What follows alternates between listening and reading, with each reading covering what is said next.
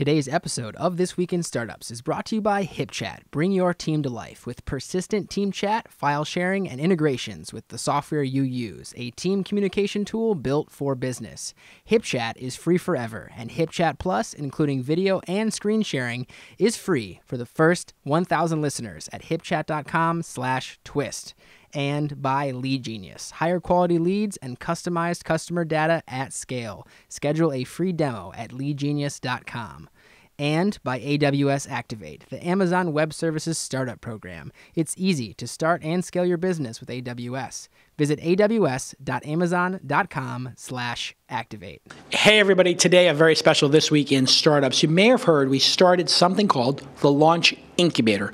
What is the LAUNCH Incubator? 7 companies, 12 weeks, here in my office, learning how to make the next game-changing startup.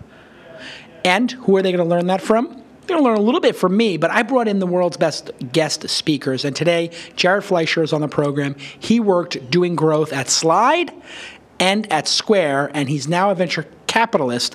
He's a really, really smart dude, and he takes questions from the startups, and you're going to learn how to grow a startup today. It's an amazing, amazing, very tactical, very technical talk. Enjoy. That's what it's all about, man. They said money is the root of all evil. What? Funny how it feeds my people. Yeah. We ain't gonna live like equals until we get the money, spend the money, and defeat you. Yeah. Money is the root of all evil. What? Funny how it feeds my people. Yeah. We ain't gonna live like equals until we get the money, spend the money, and defeat you. So my name is Jared. A little bit of background on me. My first job in startups was at a company called Slide, which hopefully some of you guys have heard of. We started out early in social media before Facebook had a platform. So back on the days of MySpace and Friendster and Bebo and High Five and Black Planet and this long tail that used to occupy most of our minds for social media. And we really started out thinking down to the basis points of conversion. We were building these Flash objects kind of like a YouTube player for videos, but for photos, back when it was really expensive to store and serve photos. And we grew that business. We served about 250 million impressions a day, 150 million uniques a month. And we had to really change that over time as the Facebook platform went up. And so we followed that. We built apps there on Facebook. And my role really changed from BD to building our first ad products to focusing on monetization and eventually running a product for us here in the States. And then we sold that company to Google in August of 2010. I went to Google and was director of product there. We killed all of our products, started from scratch, had an amazing set of resources, and really a blank slate with a team of about 80 here in the US and then a team in Shanghai as well. And we worked on a bunch of products at the intersection of social, mobile, and local. Some of those saw the light of day. Many of them did not. Our core product here was a product called Photovine, which was a reverse photo caption contest where you'd say things like, "Yellow makes me happy," and I put a picture of my daughter drinking a glass of lemonade, and you might put a picture of somebody in a field of yellow daisies, and you might put a picture of somebody in a yellow dress. And so people came into that conversation, and then we had to kill that product about 3 weeks later because there were a lot of changes that were happening at Google at that time. In the 12 months I was there, we changed CEOs, we released Google+, lots and lots of things happened, and basically became a very, very different company than we had joined. And so we rolled our team to become part of YouTube, and at that point I was assigned between joining YouTube and going to this awesome company called Square, where I'd been an advisor. And so I joined Square as an advisor when we were about 30 people while I was still at Google, worked with them for about 6 months on marketing and risk, and then I was at this decision point of, do I go to YouTube? It's amazing, second largest internet site on the world, an incredible set of people and just traffic and video content and this huge blank canvas in front of them for how they were going to monetize and all the different revenue streams that they could build out. Or do I go to Square, this also amazing, incredible company that was growing like gangbusters, very, very different space in payments, really for the first time going out and building a self-serve merchant platform for real-world payment processing, and then building out some other streams of business there. So I decided to join Square. I couldn't resist the allure. And so I joined as an advisor when we were about 30 people. I joined full-time as general manager when we were about 100. And then I stayed with Square for about 18 months full-time until we were about 700 people. My team was about 70. And at Square, I ran growth. Now, that was many things. We had growth on the product side, which was our conversion funnel, our homepage, our homepages of our apps, how we got users in, how we underwrote them, how we added users, and when I say users, I mean merchants, to our directory, how we unblock new audiences like nonprofits or election campaigns or Girl Scouts.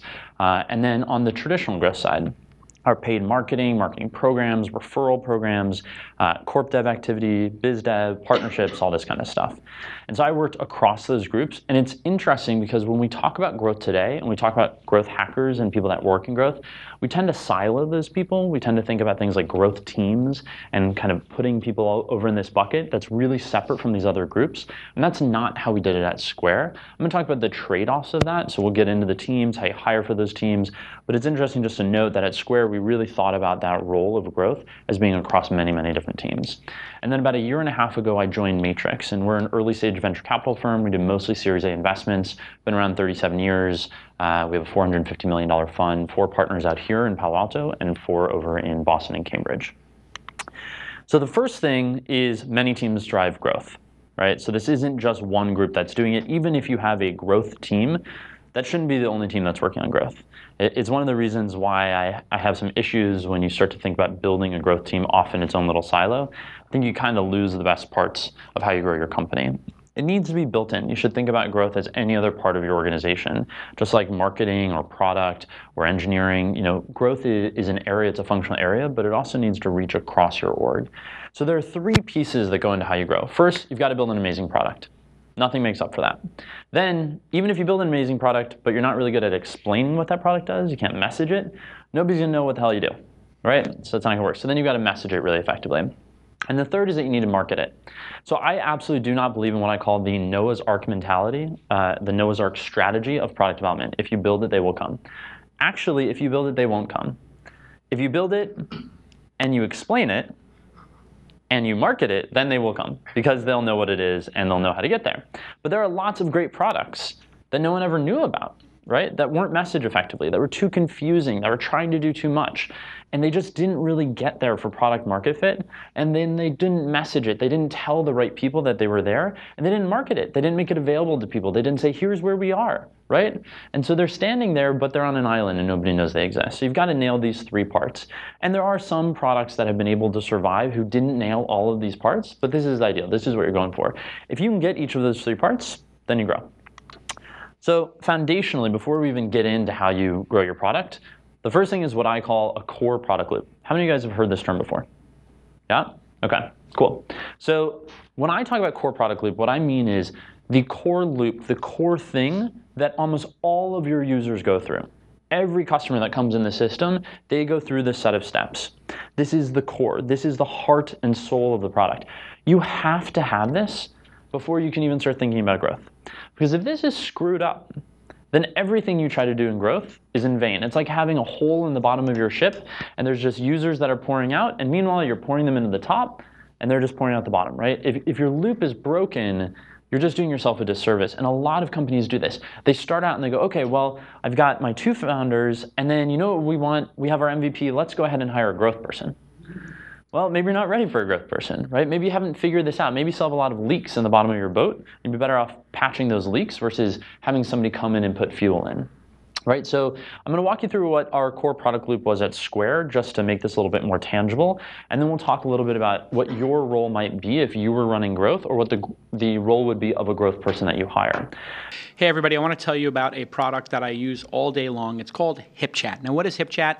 It's persistent chat rooms for business. It's an enterprise piece of software that I use to keep in touch with literally 25 different team members across no less than 24 projects, no less than 2 companies. And I use it at my public events like Launch, Festival, Scale, This Week in Startups, etc. Now, why are chat rooms important? Let me explain it to you. A lot of times you want to have a quick conversation with somebody. Many companies now are distributed, multiple locations, work from home, etc. Also, we're all on the go constantly, right? Meetings, weekends, nighttime, etc.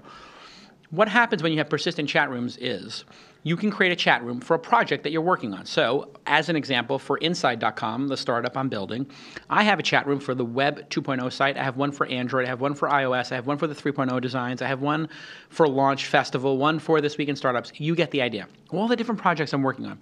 And so when I want to talk to somebody and just ask them a question, instead of firing up Gmail, sending an email, CCing a bunch of people, and then all my employees take their whole day and spend it in email, and when you say, hey, what did you work on today? They're like, I got through my email. You're like, really? I'm paying you all this money to get through your email. Nonsense. We're here to do work. We're here to build products and services that people love, etc.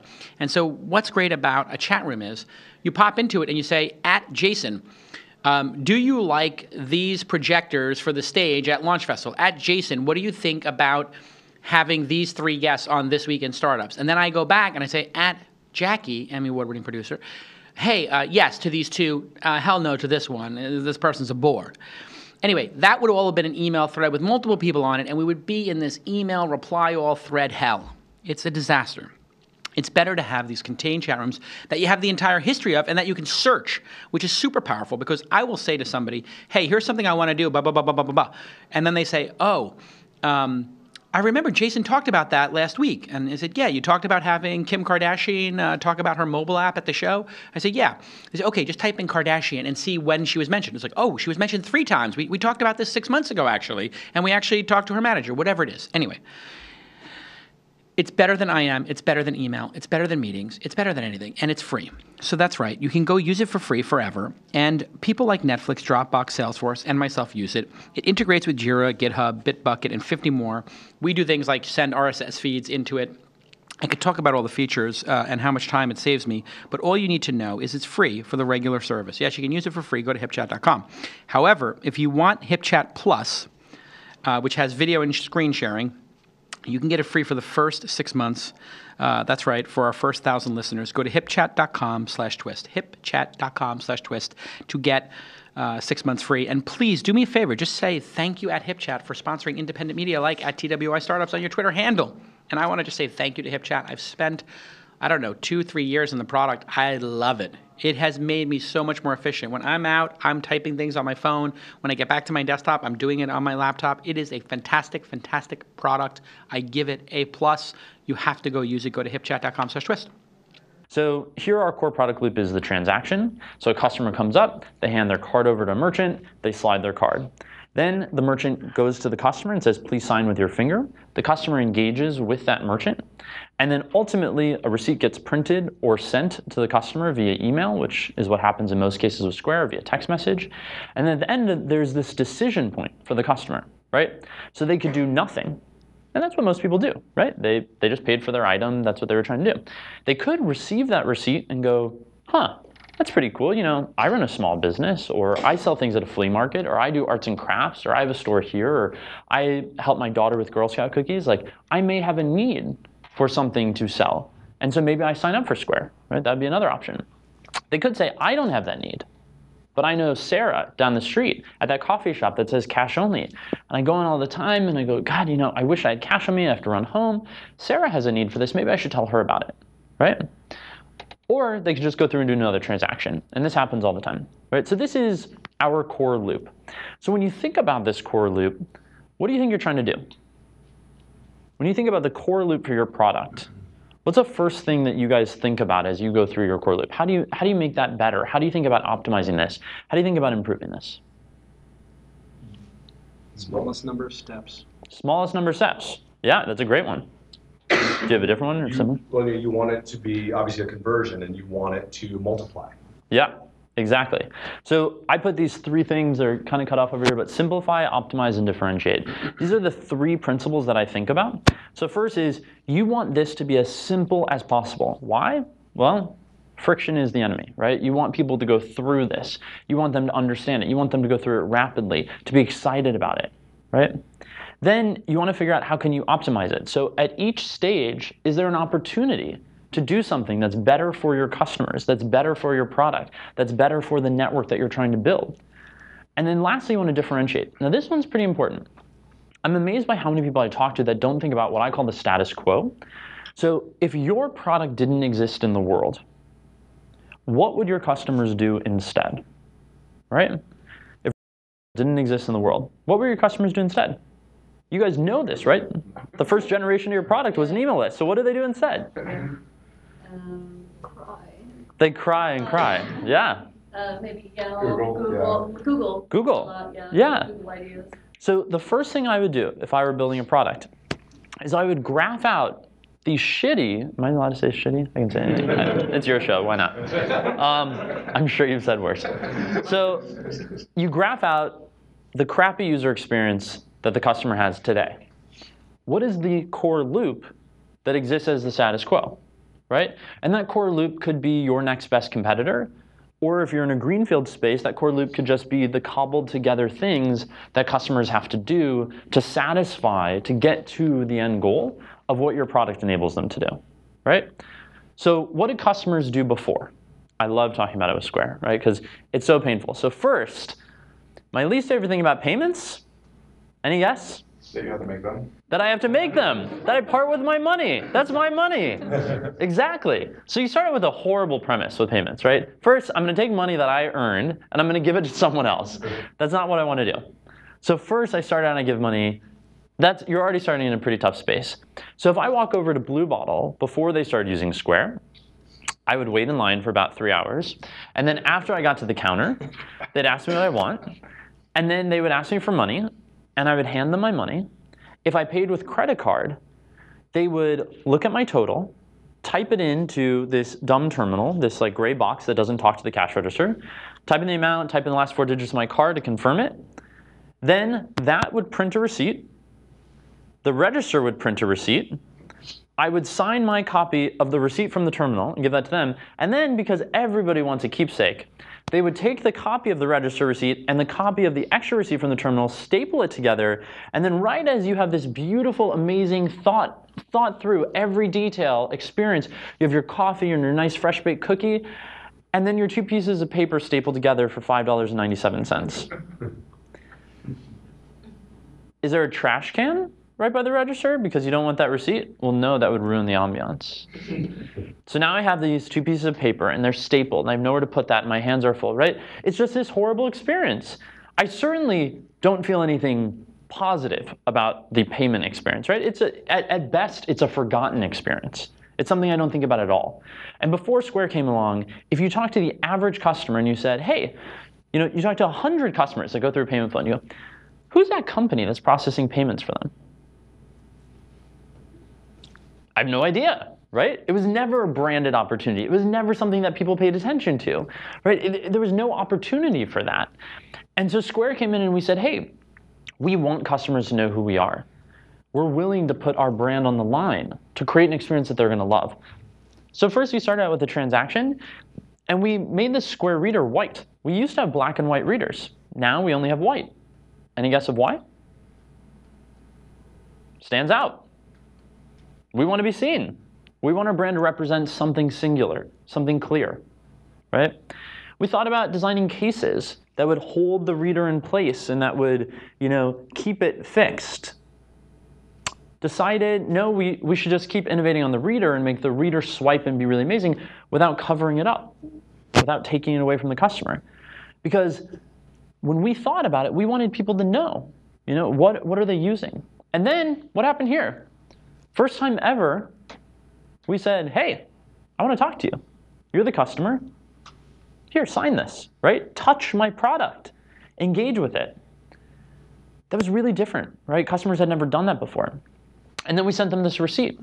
And the receipt, if you look at Square's receipts over time, they become richer and richer and richer. There's more and more content about that, down to the number of items that they purchased, a map of where it was, their signature, all of these things, right? So that they have all that information about the merchant. So we thought about the status quo, and then we looked at each of these steps and we said, where can we make it better? Where can we make it more interesting, more fun, more exciting, right? Now, let me ask you a question just about Square. So why do we support coffee shops? Because they're mostly cash only. They're mostly cash only. But a lot of them are. There's a really pronounced need, but we lose money on a lot of coffee shop transactions, right? You can't make money on a dollar Amex transaction. So why the hell do we support that? Wide range of people. You're showing You got it. product. You got it.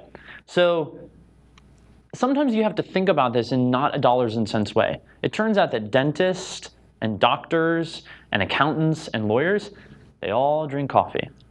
And as they walk in, some percentage of them see that shiny white dongle, or now the square stand, and they go, huh, I have a need for that. That could help, right? So when you think about growth, this is why you can't decouple it. This is why you can't put it over in the corner and say, come on, growth hacker, wizard person, make me grow. Our hardware helped us grow. Our product team helped us grow. Our marketing helped us grow, right? All of these things helped us to grow. And so you really have to think about it end to end.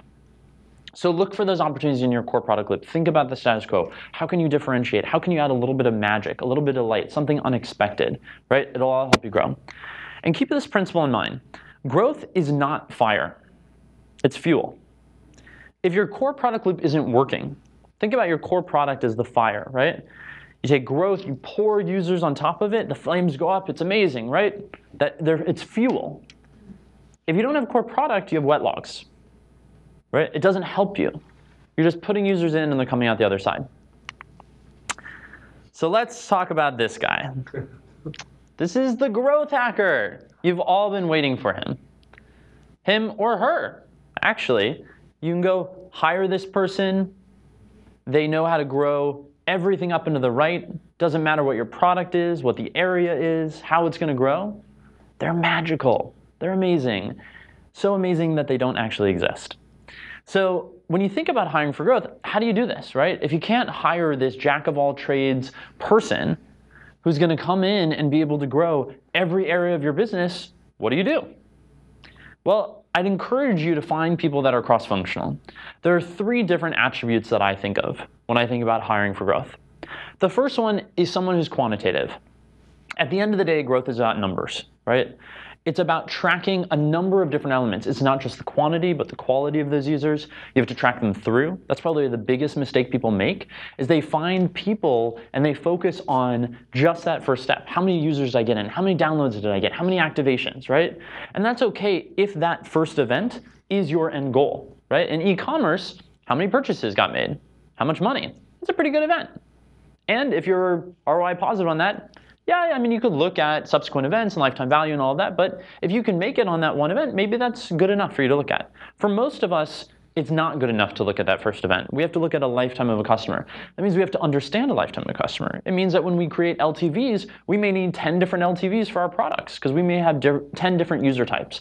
So you need somebody quantitative who understands that, who can look at those numbers, who can track them, who can set goals, who can hit those goals. But you don't want somebody who's just quantitative. You need somebody who's also going to be creative. Now, why? A quantitative person is going to hit their own ceiling, right? They're not going to be able to break out of those bounds. And I'll give you an example for this. We've found with freemium, that in most products, we're willing to introduce these really low price points, allow customers to come in the door and try before they buy. In consumer products and enterprise products, and in products where you don't pay, we still try to get users in really low, like we might have wanted them to fill out a whole profile or to do this or do that, and we used to do that, right? 10 years ago, we used to just say, hey, we need all this information from you. We need you to make this payment. Hey, in enterprise, this is what it costs. Huge fixed upfront costs. And now we've started to take a risk. We've started to say, hey, maybe we understand who our users are, and we can bet on them over the life of them being with us as a customer. But the quantitative person who thinks about that may never come to realize that you have to change that entire flow because they're so busy optimizing for each step of that process. So you need somebody who's creative enough to go, maybe I should get rid of the subscription. Maybe I should rethink it entirely. Maybe I should get rid of the payment. Maybe I should ask for different information. Maybe I'm approaching this all wrong. Right? And there's lots and lots of cases of this. So you want somebody who's creative enough to not just think about the numbers, but the numbers plus, right? The numbers plus what other people are doing, what they could do, what things haven't been done before, what they can learn from different industries, all different elements. And the last one is you want them to be collaborative. Growth comes from all those different teams. You got to build a great product, you have to market it effectively and clearly, and you have to be able to message it so that people understand what you do. Well, that requires working with all sorts of different people in your organization. So the best growth people that I've met tend to have a background in product management because they do all of these things as a PM. When you're a PM, you generally don't manage anyone. You might manage 1 or 2 junior level PMs or analysts. Outside of that, you don't really manage many people. And yet, you're expected to get this whole team of people to do what you want them to do. You set a roadmap, so you're defining explicit goals. You're tracking the success of those features, so you're quantitative and you're holding yourself accountable. You're creative to come up with new solutions to product. What are the new features? What are the things your customers are wanting? You're integrating their feedback. And then you're collaborating, right? You're working with engineering and design and community and customer support and the product team. So you have a lot of those skills, and that's generally what growth people should do. They should be able to have more influence out of respect versus out of a position power, so like knowledge versus position power. So I always look for people that have backgrounds in product management because they're used to having no position power and somehow getting a bunch of people in various different fields and areas and functional skill sets to do the thing they want to do towards some bigger, greater goal, right? And it's a very similar task. Okay, let's talk about sales. Let's talk about sales at your company. Sales is a multi-stage process. There's a funnel. You find a lead. You qualify the lead. You put them into the CRM. You reach out to them. You say, are you interested? Do you like my product? Are you ready to commit to it? Then you try to get them materials. Then you try to get a contract signed. And then you go into customer happiness, right? There's this whole flow. We all know about it. We're all doing it. One of the hardest parts is getting leads, and that's where Lead Genius comes in. LeadGenius.com. Go check out LeadGenius.com, and you can go to LeadGenius.com/twist. Lead Genius is a company I invested in because I'm using the product, I love the product, and I think it solves a huge problem, which is sales departments have expensive people who don't like to do the lead generation part of the business. It just takes a lot of work. It takes a lot of diligence. You need to have the right mindset for it to go out there and qualify 100 leads, then to reach out to them, then to put them in the CRM, and to send them an email, all that stuff. Your high-priced salespeople should not be doing that. Your partnership people should not be doing that. You should use Lead Genius for that. You outsource it. They integrate with your CRM, whether it's Tout or some other system, Salesforce, whatever, and they start getting that contact information into your database so your sales folks aren't wasting time doing that. They get the initial emails going, and they do this all with full knowledge of who you are and what your products are and who your sales executives are. In other words, you're outsourcing that first 25% of the sales process, and it will make you so much more efficient, and it will be so much more efficient on a dollar basis than having high-priced salespeople doing something that they're not optimized for, and frankly, they don't like doing. They'd rather be at lunches, they'd rather be doing proposals, they'd rather be getting deals signed than finding the leads. Lead Genius finds the good leads. And here is a special, special offer. Go to leadgenius.com/twist, and you will get a free audit and critique of your sales process. And this is critical because your sales process could be improved. And all Lead Genius does all day long, this is why I invested in it, is they help startups and larger companies figure out how to increase sales by getting better leads. That is the reason they exist. That's all they focus on, and they're so focused on it that they do it better than you or I could ever do it. Do you understand what I'm saying to you? For the love of God, stop wasting time trying to find the leads and get the great leads that Lead Genius will go curate for you. And they scrutinize this stuff. They're really good at it. And Stripe and Signified and Launch uses it. It is amazing. And you're not going to waste time with bad leads. I mean, that's another thing. It's just the time saving of wasting all this time talking to people who are never going to buy your product. They're experts at qualifying these leads. Everybody say thank you at Lead Genius on Twitter and go to leadgenius.com/twist. Okay, let's get back to this amazing episode. So now let's talk about this team. It's probably the thing I like to talk about most is how you structure this team. So you can either have a centralized team, and this would be a growth team, or you can have decentralized, where you might have someone who has growth sensibility and growth DNA kind of in their blood. They have growth thinking on their mind, but they're embedded. You have a growth person in your product team, a growth person in your marketing team, a growth person in your design team. Now, there are trade-offs to each of these, right? So how many people think that they would prefer in their company to build a centralized growth team? Raise your hand. None of you? You have to pick one of these, by the way. How many a decentralized team? Wow, everybody. Interesting. Okay. There's actually not a right answer for this. And most companies have either done one or the other, or they end up in, shockingly, a hybrid compromise of somewhere in the middle. So when I started at Square, we built a growth team over here on the centralized side. So we were one team, we started out where we had engineers and designers, and we were kind of this monolithic team that would go in and we could modify pretty much any area of the product to help us grow. Over time, we shifted and we said, let's blow up that team and integrate them into each of our other groups. And what you tend to see is that over time, companies wind up somewhere in the middle. And I'll explain what that means. So on the centralized side, why do people do this? Well, you have a group of people that come together, and this is actually not specific to growth. So I'm going to use business intelligence as an example because I think it's a really good parallel, and it's something that people have more experience with because it's just existed longer. Growth teams are so relatively new. In the last maybe 3 or 4 years, you start to hear them pop up at at companies. So in a business intelligence or analysis team, sometimes you see this centralized, sometimes you see it decentralized. You'll see analysts that are in individual teams, or you'll see one big group. So in a centralized version, why is that good? Well, you tend to get higher quality work product because you have all of these people who do the same skill set all together, right? They do the same thing, they all have a similar background, some are more senior than others. There's a clear career track. So people are really excited about joining that team. There's like one brain of those people working together. They have shared tool sets. When they get data, they put it into a central repository and they can turn to the person next to them and say, hey, Jill, where did you put that information? Hey, have you done a report on this? They come together as a team. They share their learnings. They push each other to be better. And you can do huge projects, right? Because you can flex and scale. If you're running that team and you get a project that requires 4 people, you have 4 people to do it.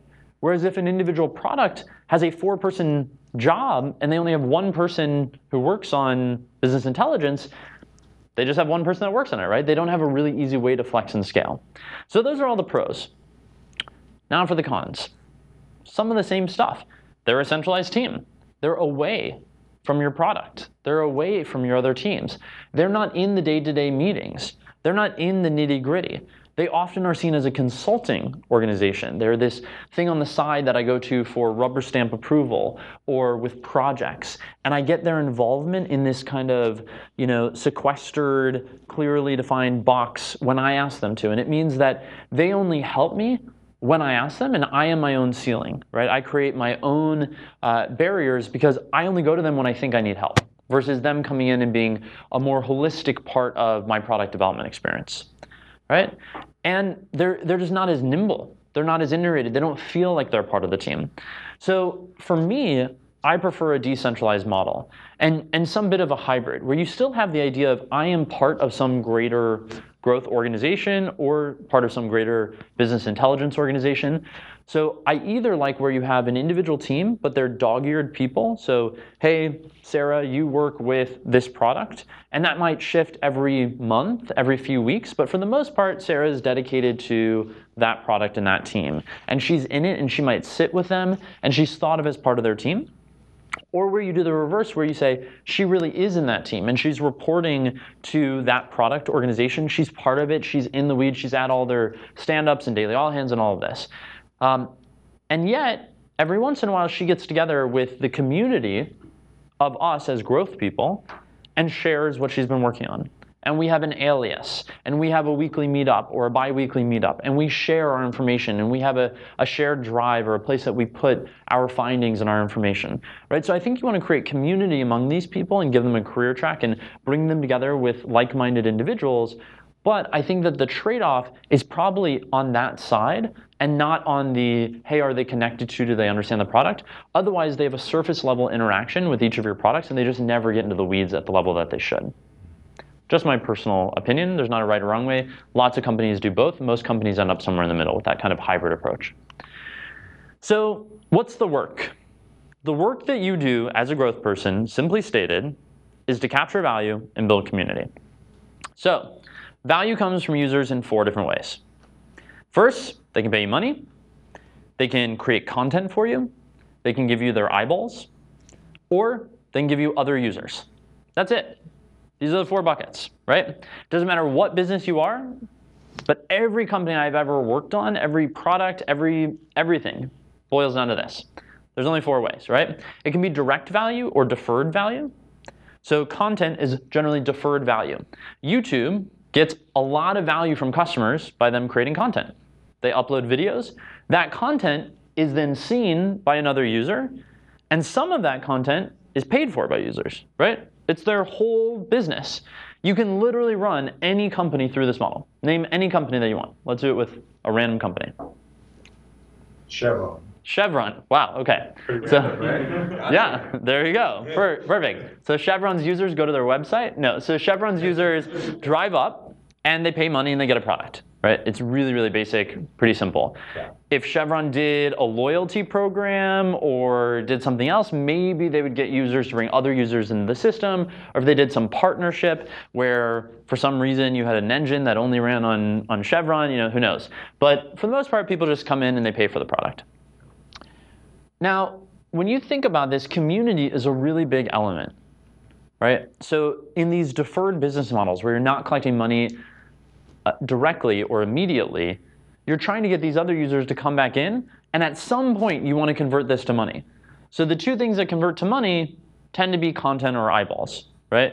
You're either paying to get some product, some service, some content. That content could be created by me, it could be created by other users in the system, or I'm just giving you viewership, and someone else is paying for your viewership and attention. Yeah? Run us through it for Thumbtack. Sure. So Thumbtack has two different people that come into their system, right? So they have, on the supply side, these service providers that come in, and those service providers effectively give them content. They say, look, I'm a plumber. I can give you access to my plumbing services, right? So this is content.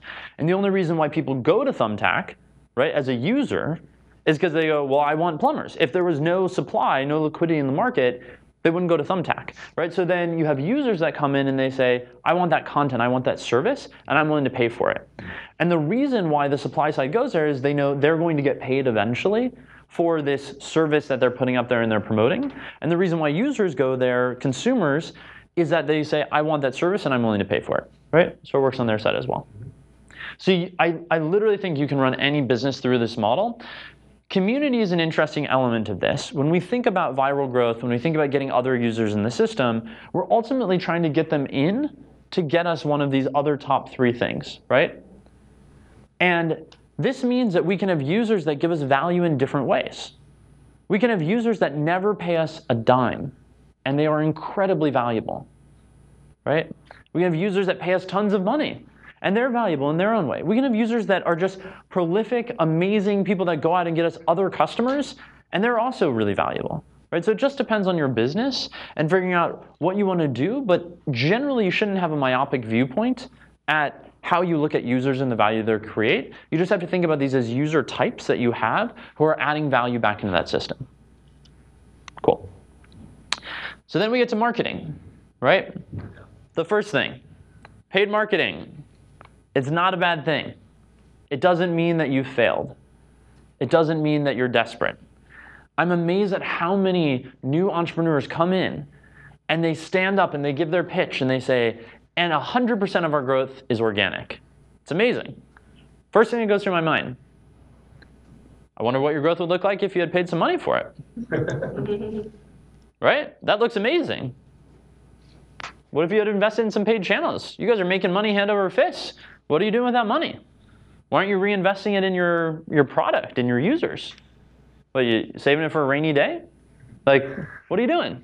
Pun intended, I guess. Yeah. So I think it's a really important thing to understand. I'm not saying you should go out and just start spending money like gangbusters. But if you're getting money into the system, right, then you should be using that money and reinvesting it in your users or somewhere, right? You don't have to do paid, but generally having control over your user base is a good thing, right? When I joined Square, most of our growth was organic. A huge portion of it. And that's great. Sometimes I show this as a faucet with no lever on the top, right? No crank. That's what organic growth is like. People can say they know where it comes from. The reality is there's 100 variables that go into that core product loop, right? What happens if you break one of those pieces? Does your organic growth stop? What happens if you put that reader in a case? If you turn it a different color? If you stop sending receipts? Like, who knows what piece of this, right? There's 10 different variables right in that core product loop. So who knows what element breaks organic growth? I had no intention to cannibalize organic growth. I just wanted to put layers on top of it. So in the early days, you should be testing these channels, paid and otherwise, and saying, does it move the needle? Yes or no, binary, right? This is like a 2-week test. Is it going to work directionally? If yes, great. I'm going to keep doing it. If no, kill it. Ice it. Put it on the shelf. It's not saying you're never going to come back to it. You might.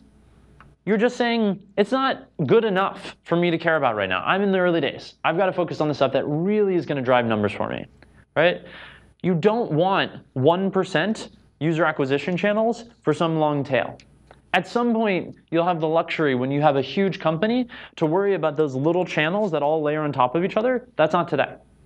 So as you build to a more mid or late stage company, then you'll start to look like a sediment chart for your growth, right? So in the early days, it's all about getting these 3 or 4 or 2 channels that are really driving users in. Maybe it's your referral program, maybe it's some paid marketing, you got some Facebook ads, whatever it might be.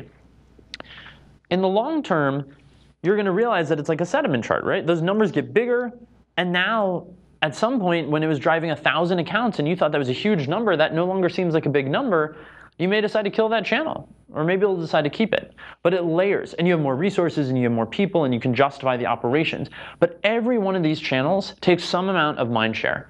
There's some drag on the system, right? So don't be too lenient on the paid channels or the unpaid channels. Focus on the ones that really move the needle. If they're not moving them, kill them in the early days, right? Long term, you can worry about sediment charts. In these channels, how do you find them, right? Where do you invest your time? The most common thing that people do is they ask, what's my competition doing? Right? You've probably all asked yourself this question. I'm building a site for moments where people take their photos and they're putting them all together. There's lots of companies that have thought about doing this. There's lots of companies that have done this. How did they get users? How did they gain mind share? How did they build a brand? What is everybody else doing? Maybe I can learn from them. I think that's a good thing. I think this idea of don't look at your competition, I just focus on the road ahead and I'm just heads down on it, bullshit. I think you should look at what your competition's doing. You should look at what other people are doing. Learn from their mistakes. Learn from their successes, right? Have a sense when you're going to market. There's no reason not to. Now don't obsess over it. That's not all you can do. And I would modify this question a little bit. Instead of it being, what is my competition doing? The people that I compete with to get to my target audience, say, what is anyone doing that's effectively reaching my target market? Does that difference make sense to people? I don't care if they're selling shish kebabs and they're reaching your target market. They're reaching your target market. Why do you care what they're selling, right? Sure, pass through the filter of what's my competition doing, but more importantly, the people that are most effectively reaching my target market, what are they doing? What channels are they using? How can I do the things that they're doing? Could those things work for me? That starts to get into thinking in a way that might be different. Maybe you can find unique channels. Maybe you can find channels that work just for you and won't work for your competition or won't work for anyone else. So this is something that we did with retail at Square. And we learned this lesson from Intuit, right? On the right, you see QuickBooks. Intuit was one of the first people to go into stores with their software. Now, why did they do this? Broadband had already come out. Their software wasn't terribly heavy. You know what you get in this big box? Well, you get a lot of space, a lot of air. And then after you wade through the air, you generally see these little, the paper is set to hold a CD or a USB drive. And as storage has gotten smaller, the amount of space you actually need inside that box is smaller and smaller, and yet these boxes aren't getting any smaller. They're the same size. Sometimes they're larger. Yeah. Now, why the hell is that? Why would you have this huge box with a little thing inside of it? Shopper marketing. Yeah. Shopper marketing. It's marketing. I'm not putting that in there because they couldn't download it faster online, and guess what, they can. I'm gonna put it on my website too. Yeah. But I put on a little USB stick and a little tiny pamphlet inside this big box because it turns out that people go to Staples and Office Max and Office Depot to buy receipt printer paper and to buy stuff for their cash register and to buy bubble wrap and to buy tape and all sorts of other things they need for their business. And so if you're an SMB, you go to those stores and there's not a lot of software competing for your attention. There's not a lot of accountants standing in the aisles trying to get your business. So Intuit said, hey, we're gonna go there. That's where our customers are. You know who's doing a killer job? Scotch tape. Amazing. They never thought of them as a competitor. But God, Scotch tape was nailing it. those small businesses were buying Scotch tape, tons of rolls of it, right? And they were getting it at Office Depot. So they put their stuff at an end cap. They put their software in this box. They put those boxes on an end cap. They marketed there. Turned out they have a totally different LTV than Scotch tape does for their customer. So now they can go into the same channel and play by completely different rules. Totally different economics. It's the same end customer, but they're selling them a totally different product, right? And so it's really important to learn from those lessons. So we had this idea where we said, hey, maybe we should put credit card readers in retail stores. And we wanted to start with thinking about, well, do small businesses shop? But it turned out we wanted to pilot it. So we piloted it with Apple stores. We were in about 200 stores, so Apple has 260 stores, something like this. We piloted it with them.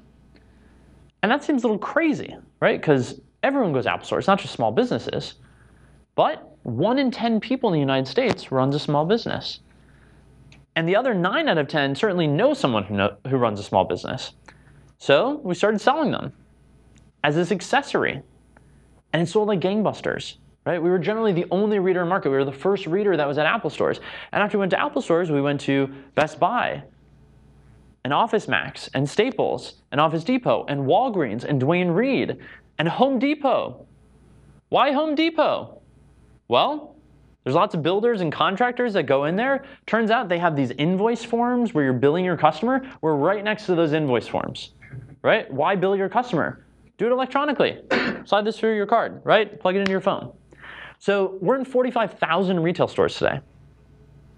It's an incredibly effective channel. After we went into market in retail, everyone copied us. Everyone went into market, right? And we innovated on the package. This is like the 3rd or 4th iteration of the package that we put into retail because it's all about the marketing. We would take pictures of what the accessories area looked like and look at the colors of their boxes to make sure we were standing out, to look at their taglines. We would learn from people selling headphones. So if you keep yourself in the mindset of my competition, you'll fail to take in the greater perspective, which is that's not what you're competing with. Your competition at an Apple store is everyone on the hooks next to you, right? So there's a lot to be learned from looking at who's reaching your customer versus just who's competing with you for the same product. Retail was so successful for us that we then used it as a channel to launch Square Stand, right? A much larger product, a little bit more enterprise upmarket. Works really well for us. So in product, I believe there are almost no new ideas. I get pitched all day, every day. People constantly send me their ideas for the companies they're building. It's generally this thing that I've heard of before with a slightly different twist, or, oh yeah, I think there's 5 people that are competing, or we're the this for that, right? There's very, very few new ideas, if any. So first I'd start by learning from the world around you. I get almost all of my ideas by taking something that's over here and applying it over here in a way that other people didn't think of. Again, when we think about those growth people, if they're just quantitative, they're not doing this, right? That's not the way their brain's thinking. They're not taking these creative ideas and applying them.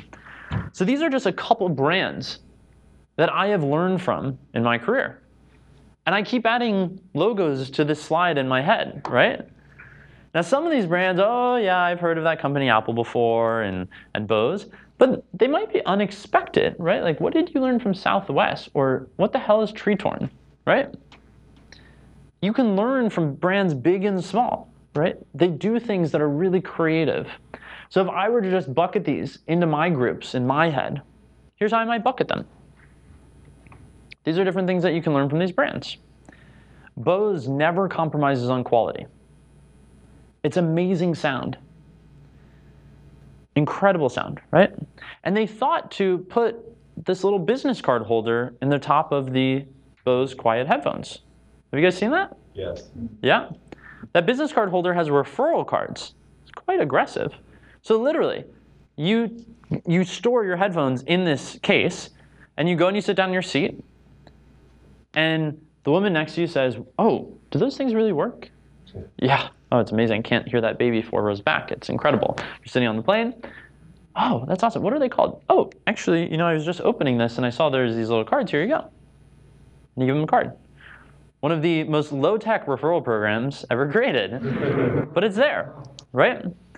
And there's some interesting stories behind Bose. So Bose started out, the initial quiet headphones started out with a plug that only plugged into the airline's special adapter.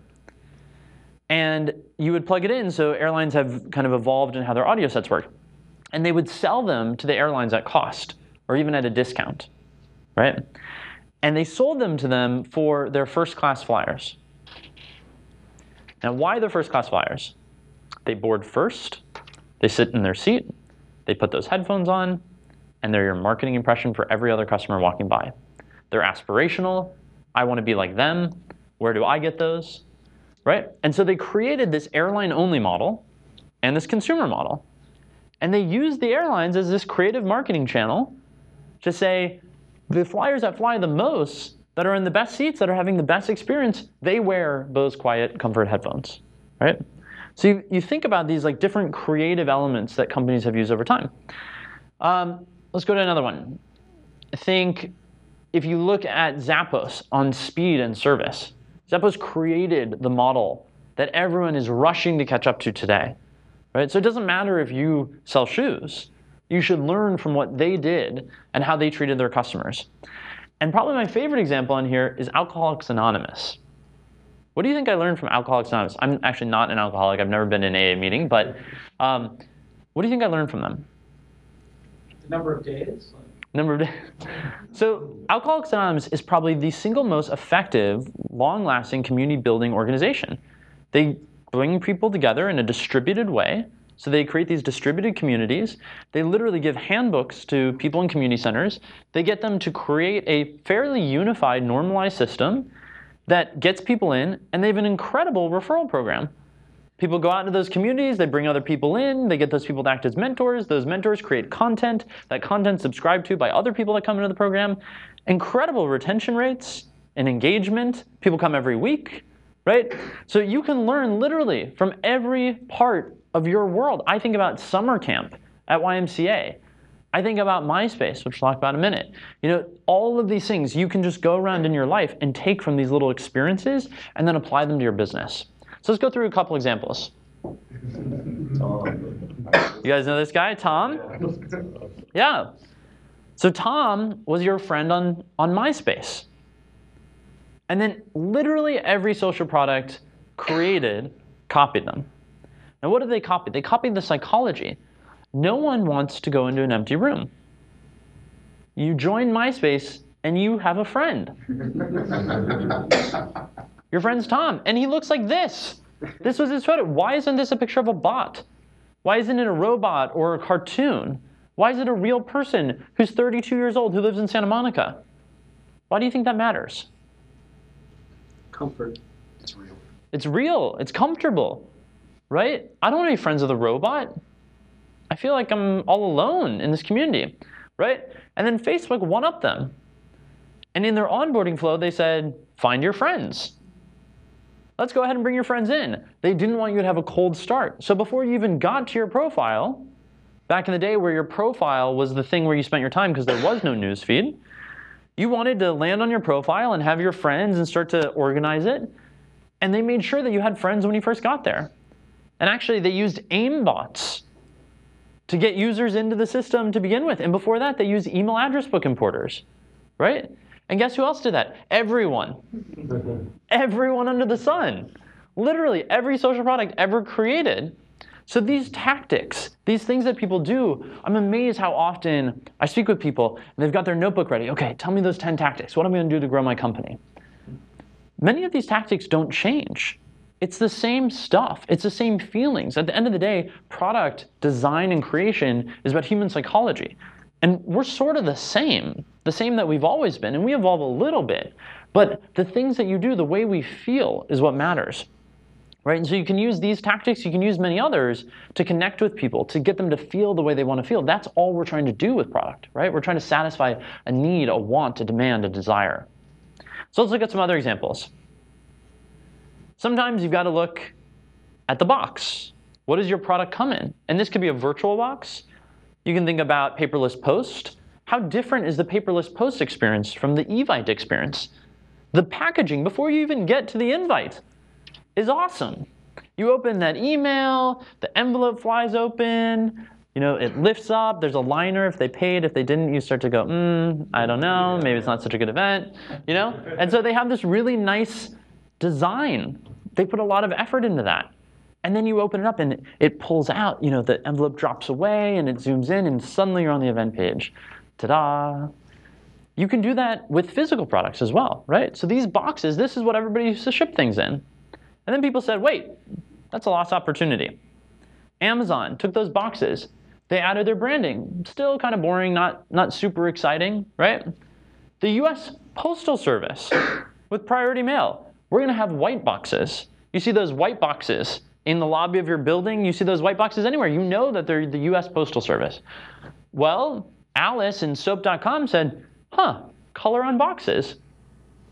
Maybe we should put bright colors on boxes and put our branding on them and tell them our message. Now, why do you think they did this? I got this box. This isn't my picture, but I got a box that looked just like that from Alice when I worked at Google. Guess where that box got sent? To my desk. And it sat on my desk all day. I had about 5 different people come up to me. What the hell is Alice? Why is there a bright blue and black box on your desk? What does everybody needs an Alice mean? Then I realized that I felt very old in startup scene since I said, it's from the Jetsons. And people said, what's the Jetsons? And I said, okay, fine. So the point is that it creates a conversation. This stuff's hard to measure. How do you measure this, right? Somebody goes to alice.com after they see this box on my desk. It's really hard to track. You should invest in it, right? You might as well. It's a lost opportunity if you don't. It's not that different to send this box or that box, but this one can do something for you. So it's worth thinking about. Sometimes you have to rethink the product entirely. These are all different fans. Voronado's kind of a nicer version of this. This is pretending to be an old vintage version, but really probably some nice restoration hardware one. And then Dyson came along and said, why would you put a blade in a fan? Kids are going to cut their hands. Why would you need that? You could rethink it entirely.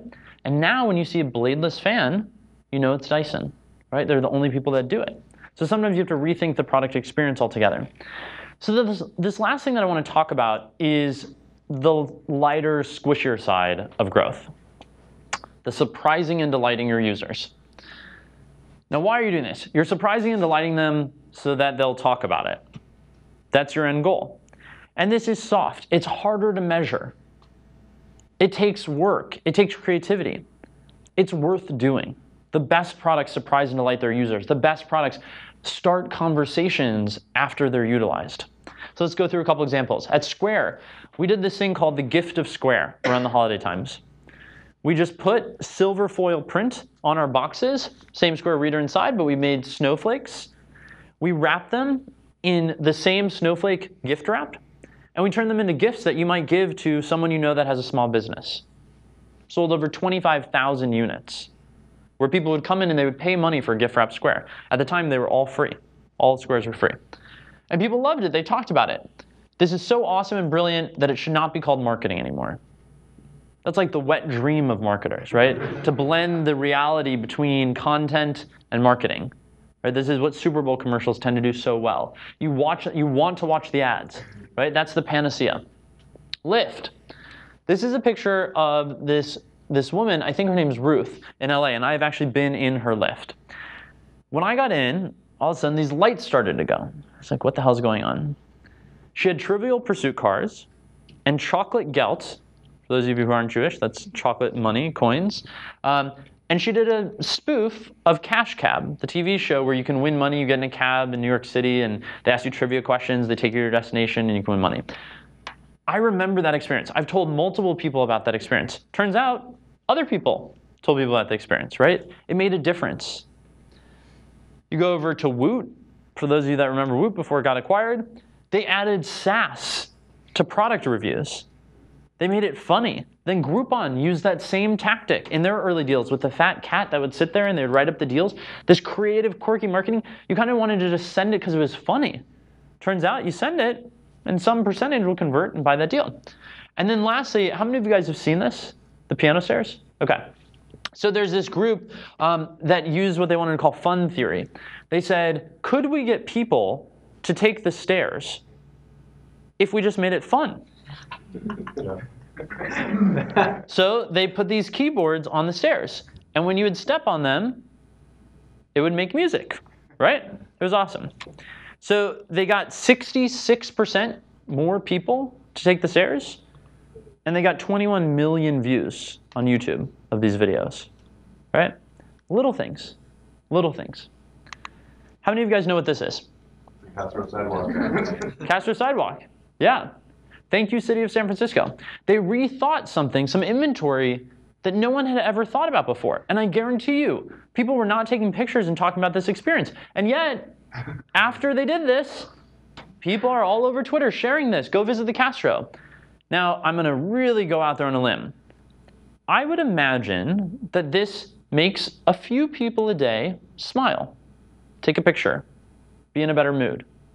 And that might make them spend a little bit more money, reduce crime, look out for the neighborhood, care a little bit more, be a little bit more careful about crossing the street. Pause, take a moment. Those things matter, right? And this is nothing that would have crossed my mind if I was doing urban planning and city development. Like, how do I make the neighborhood a little bit better, a little bit nicer? But they did a competition where they said, submit your designs for what you want the crosswalks to look like. They got the community involved.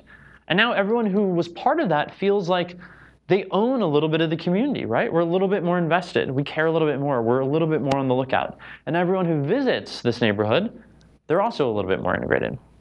Last example. So this is a new version. All of you guys know what this is? Richard. Okay. So this is a new version of something that used to look like this. Now, what's interesting is nobody remembers the originators of this, right? So these are Virgin America's safety videos. They started out with this animated one that was funny and quirky. And now if you fly any other airlines, you have to endure their really bad ripoff of Virgin America. It's horrible in most cases. So people are trying. And if you go online and you look at funny safety videos, you'll see just these like really, really bad attempts at just copying Virgin. But what's fascinating to me is that Virgin wasn't the one who made safety instruction funny. Southwest was. Yeah. Way before Virgin, Southwest flight attendants were being videotaped and put on YouTube for saying all sorts of funny things. Please help yourself before assisting children or other passengers behaving like children who might be flying with you, right? We've all heard this. And you look at it, people rapping and dancing in the aisles and all this. Virgin didn't create this concept, but they were smart enough. This is the, if you build it, they will come. Well, they didn't, right? Southwest didn't get credit for it. They did get lots of views and people liked their brand, but nowhere at the level that Virgin did. Virgin gets to own this thing that they didn't even create because they were smart enough to message it and market it. So first they did it with animated. Then they said, we're going to do a totally different take. We're going to take popular television celebrities. We're going to get everyone in here. We're going to put a jingle to it, have a dance number, right? We're going to tap into what people want to see today. And it worked for them.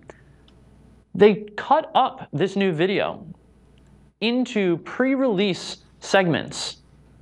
They previewed those segments so they would like tease their safety video online before they released it.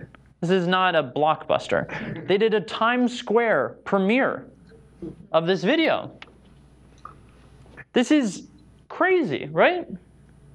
And did it work? Well, they got 10 million views on YouTube.